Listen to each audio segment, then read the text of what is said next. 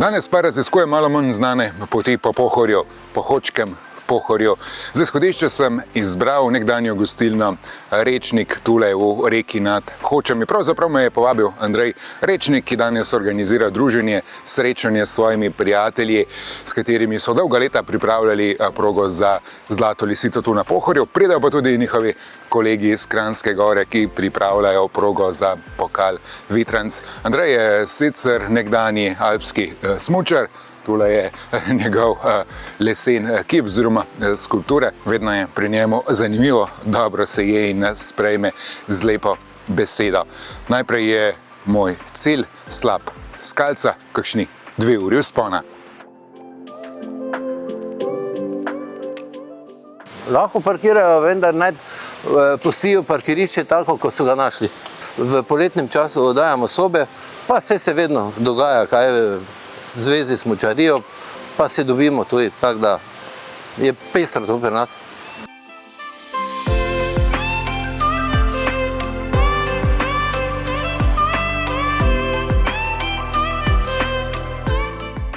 Lahko bi rekel, da imamo 4 ključne poti na Pohorje.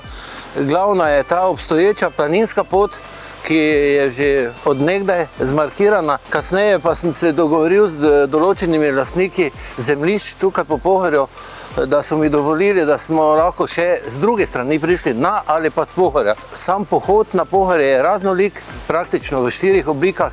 Gor, dol, po levi strani, po desni. Gremo pa čez travnike, kot vidite, gozdove, mimo potočkov. Pohorje je ful vodnato, kot vidite tudi tu za nami.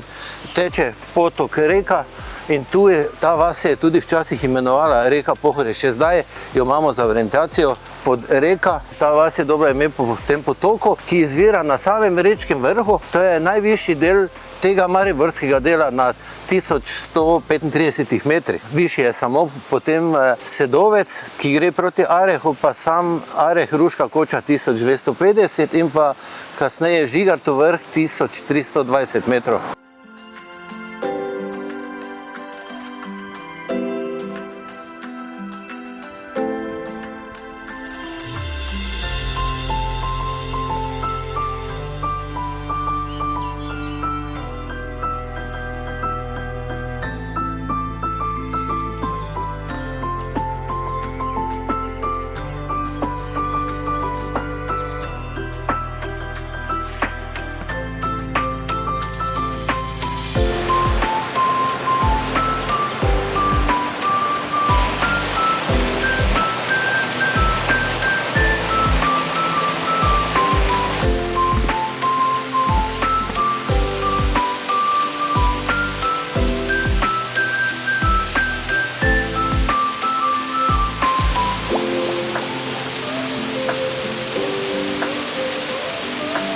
Tole je franski slap skalca, 12 metrov visok je pod Arehom. 600 višinskih metrov sem naredil v dobri 1,5 ure, zložen vzpon, malo po gozdnih potkah, pa po kolovozih in po stranskih cestah.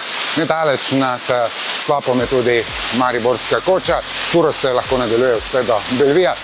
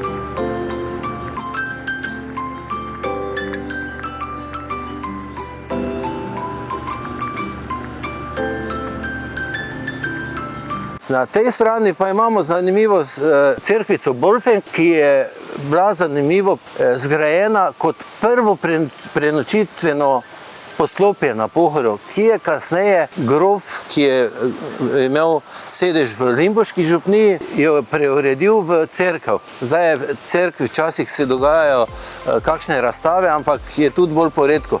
Bellevue pa sam po sebi ima ime Bellevue, po francoski besedi, to vsi poznamo, lep razgled, se pravi, da že sama beseda pove, da ti oko sega, ne vem, vse do Panonske nižine, vse dol do Sreme se vidi, seveda boč imamo na dlani.